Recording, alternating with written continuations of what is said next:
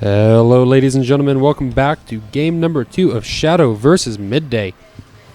Shadow in the last game looked like he started off strong, but Midday was just too much when it all came down to being said and done. And so we're moving here onto Frost LE. We've been here before. Saw this once earlier today on the stream. We do have, starting in the very, very top left here, is going to be our pink Protoss Shadow. And the bottom right, having made a couple of drones and then absolutely nothing else, is our Red Zerg Midday, going for an 8 pool very early on. Would you like to cast? Not in particular. Oh, come on. Sit down talking to the mic. I don't even have a game. No, it doesn't matter. You can watch on my screen. You don't have to talk into that mic, though. Is that okay?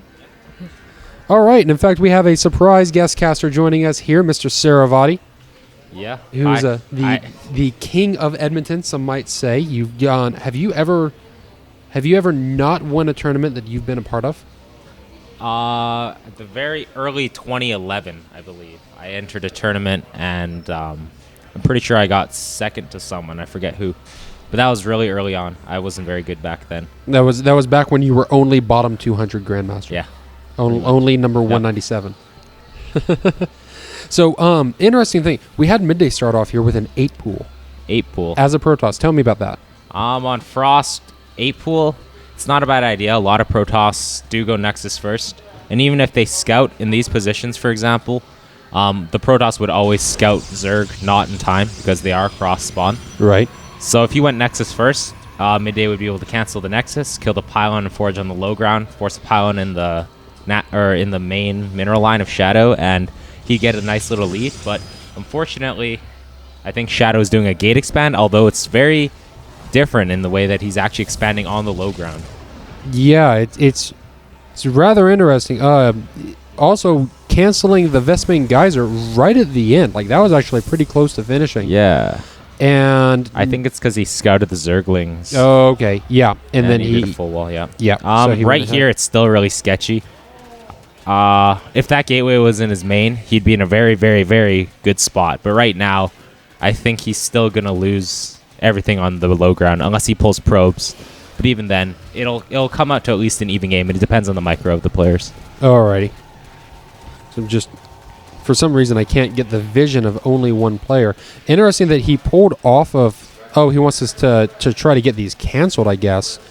But nonetheless... I don't know. There we go. And he does, in fact, get one of them canceled. Oh, almost gets us around on one of the Zealot. The microdance begins of the early game. There. No. Yet. No. Yeah. Wow, that was really well done. Wow. I think Midday should be killing, the top gate. He should have just killed the top gate, I feel. Yeah, I agree, because... But I think he's in a very bad spot now, to be honest. Midday? Yes, as long as Shadow drops his Nexus and a Cyber Core. And right now, if you look at the workers, it doesn't look like he's in that bad of a spot, but you have to realize that the Protoss, like, once he gets 6 or 7 Zealots out, Zerg is going to have to make, like, 10, 11, 12 larvae worth of Zerglings to be able to stop it. And that's all the drones you don't have that you want. Plus, he's losing Zerglings here and there while he's trying to really just do some shield damage and losing more Zerglings. I feel like he really should have pulled away at this point. Yeah, and so Shadow is moving out now with the 4 Zealots, and as you see on the production tab, Midday is going to have to make a lot more than 4 Zerglings, 6, 8. He's going to go up to at least 10, 12, 14, and then that's when you'll see this worker gap really start widening. For those of us who aren't so fluent in the current scene, would a spine crawler be a good idea by now? A spine crawler would have been a really good idea. I don't know if you'd have, like, right now, obviously, he doesn't have the time to make one, but I think if he predicted this scenario, which was inevitably going to happen with 2 gates on the low ground pumping Zealots, a spine would have been a really good choice because he could save a lot of larvae and just dance around the spine. Right. Well, we've got 2 queens out now, 1 back in the main, and he's going to try to get us around, and he's not quite going to... Nope, not quite going to get it. And he is going to end up getting 1 Zealot, a little bit of a win, but I think he lost maybe 3 or 4 links, so that's trading 100 mils for 200 of your own. Yeah. Not really ideal when all is said and done. Not ideal, and again, we're at the point where Midday did have his hatchery finished, but he couldn't saturate it, so the worker gap, now you look at it, it's about even, but the Protoss has his natural. Zerg has absolutely no tech, doesn't even have speed coming. Yep. Like well, no, he does have speed on the way. Oh, he does have speed coming, but he doesn't have any more drones on gas, so he can't tech anywhere else. And 2 pylons down here to help warp in. Looks like he's even prepping to possibly drop a third if one of the first 2 gets killed. Just a little contingency pylon just in case. Where is this little... Oh, good scout. Good game sense by midday. And he'll probably scout these out as well. Yeah. So now the game's kind of stabilizing, going into the more mid game, or should go into the mid game rather. But if you look at Shadow's army, that's excuse me, that's not something that 16 Zerglings can kill as long as Shadow has a good position. So again, Midday's going to be forced into more links, and as you see on production tab, he just started 14 after seeing that. Yep.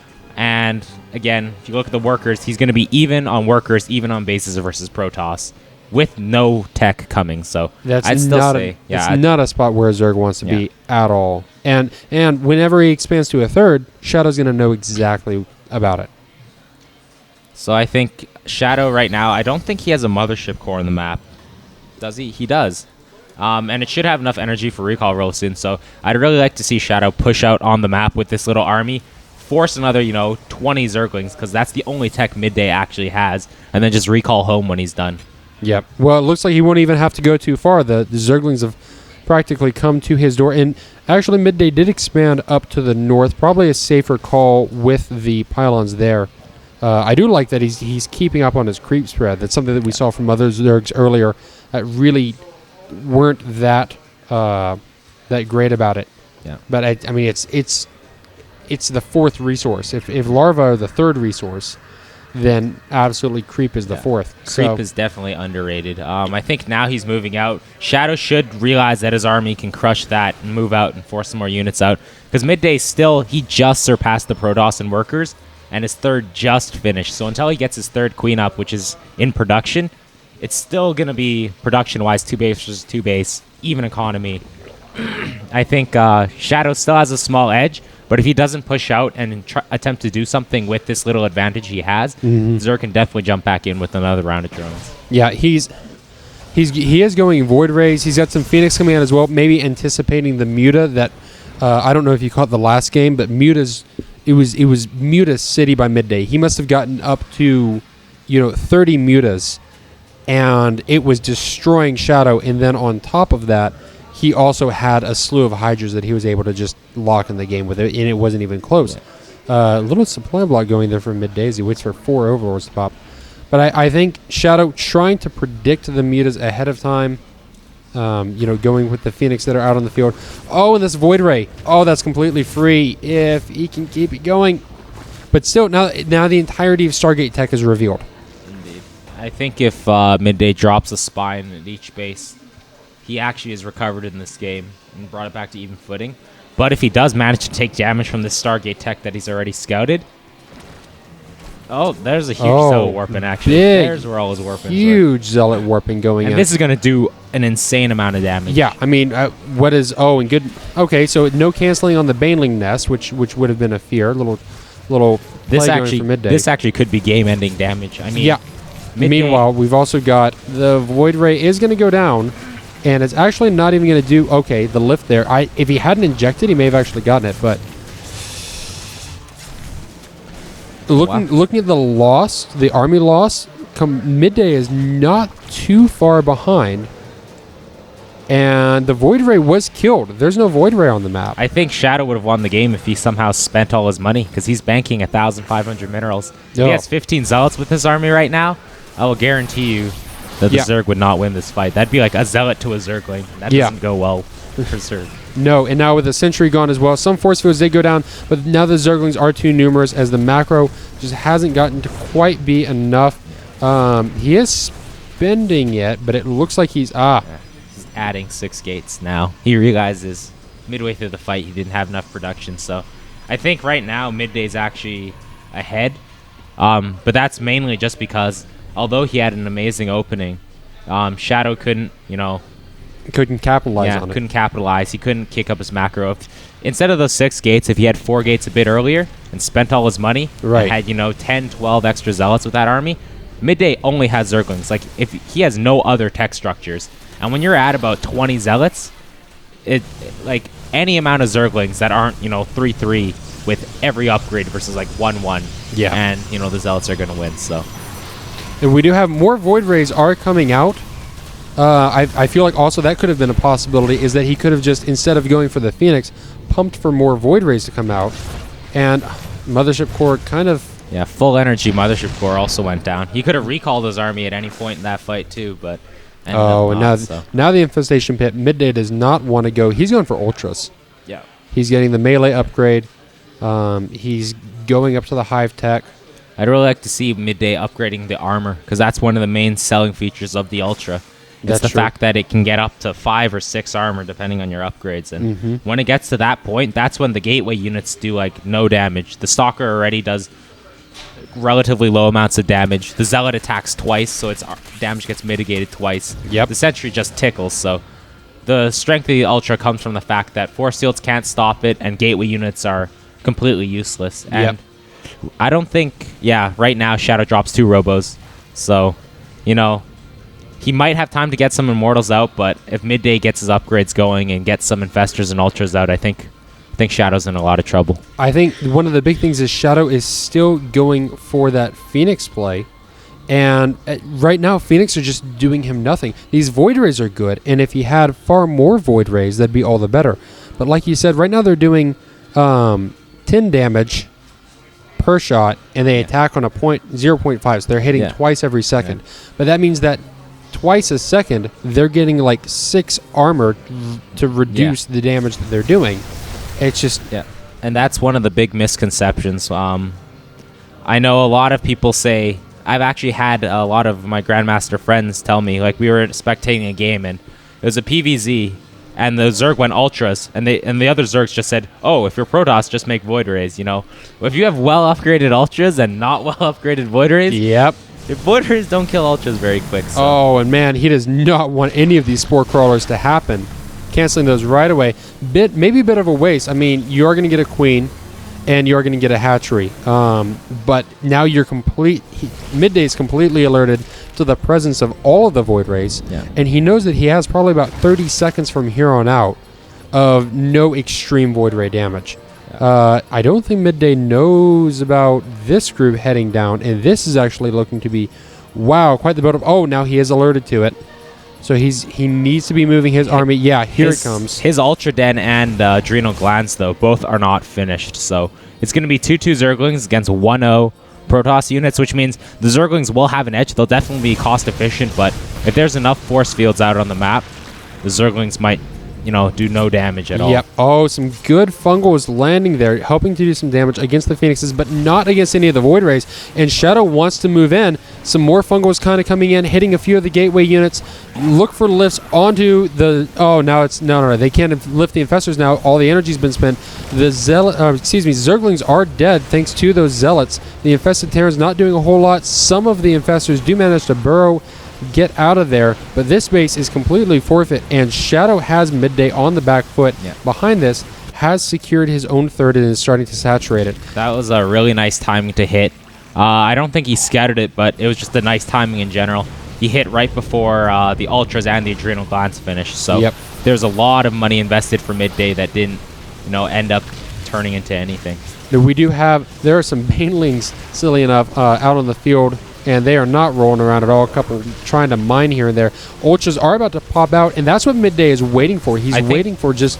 Yeah, I think when these Ultras pop, he actually can repel this army. Yep, and here's the big push. Some hallucinations also come out, and some Ultras swinging in from the back. The Broodlings also combining just a little bit more coming in, but there's really no answer for these Void Rays, which now have their prismatic alignment sent, and they're just doing all the damage in the world. So yeah, Midday definitely cleaned up the ground army, but again, he had like 3 Queens for the Void Rays. I think he's going to end up killing them, but at what cost? Yeah, that's just it. He's down 2 full bases. He's down on workers. He's down on bases. He's up on tech, so he's going to have to make something glorious happen with these Ultralists. And he's sitting on all the gas in the world. And the Ultras are going to be able to stop these Zealots from really doing anything major. Of course, the Phoenixes and the Ultras just kind of fly by and look at each other. They can't do much more than that.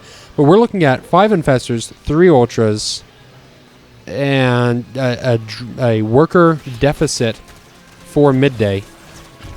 So really all that Shadow has to do right now is build up, 10, 12 Immortals, potentially go for Storm. I think Void Rays in this position are a mistake, to be honest. They're not upgraded. The third armor upgrade is going to finish soon for the Ultralisk. Like, your Void Rays are not going to deal much damage at all. I'd rather that be spent into Templar for Storm for the Zerglings, or Archons for that matter, but that's true. He is in a very good spot, so I think as long as he keeps up his macro, he'll be fine regardless of the unit composition he chooses, as long as Immortals are part of it, and he focus fires the Ultras with them. And he is making 2 Immortals at a time in addition to a Void Ray. He's really sitting pretty on his economy, and he's getting a little skimped down on it now. And we can see 27 out of 24 workers when really you only want to get, 16, 18 workers on a base. I guess the Phoenix are trying to come in here and see what they can see.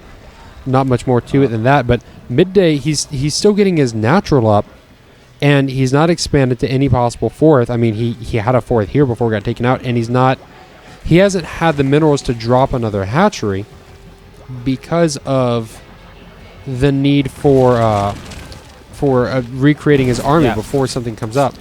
For sure. Oh, there's a couple of them getting gets it.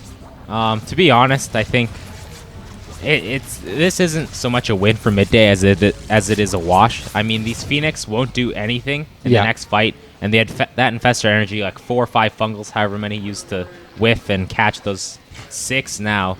7. Yeah, okay. 7 fungals for 3 Phoenix that won't do very much at all in the next fight. You can argue if that's worth it or not. I think it's just a wash. But let's see these fungers right here. That's a good one. Initiates a bit of a fight. Aggro some units in. Oh, there's some good ones. Okay, and now midday engaging on his own terms. Force field's getting crushed by these Ultralists as Infested Terrans drop into the middle of the Protoss army. They're getting killed before they're able to pop, though. I feel like that could have been energy better spent just on continuing fungals, and midday just GG's. So again, as long as Shadow had his Immortals up, as long as he focus fired the Ultras, which he did,